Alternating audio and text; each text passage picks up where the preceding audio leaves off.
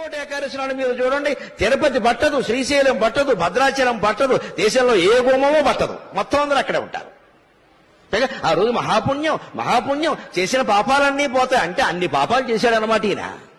అసలు ముందు వీళ్ళు పాపాత్ముడి కింద గమనించాలి. ముక్కోటి ఏకాదశి నాడు పని కట్టుకుని గుళ్ళో గెడుతున్నాడంటే ఇంత పాపాత్ముడు ఇంకొకడు లేడు. పాపం చేయని వాడు వెళ్లాల్సిన పనిలా వాడు ఇంట్లో వాడు ఉంటాడు ఖచ్చితంగా. నేను ఏ పుణ్యక్షేత్రానికి,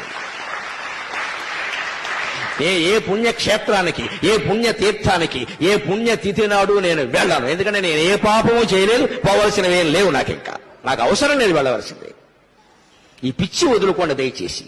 ఎందుకంటే ప్రమాదాలు అక్కడే జరుగుతున్నాయి. ఒకే క్షేత్రం, ఒకే రోజు, ఒకే సమయం. గోదావరి పుష్కరాల్లో 30 మంది ఎందుకు చచ్చిపోయారో అందరికీ తెలుసు. అదే రోజు, అదే ముహూర్తం. అంటే అవి అలాగే జరుగుతాయి. ఏమిటా పిచ్చి, ఏమిటా వెర్రి? ముక్కోటి ఏకాదశి నాడు పెడతారా? మర్నాడు వెళ్ళండమ్మా, 3 రోజులు అయ్యాక వెళ్ళండమ్మా. విష్ణుమూర్తి ఏమైనా కోప్పడతాడా? ఉత్తర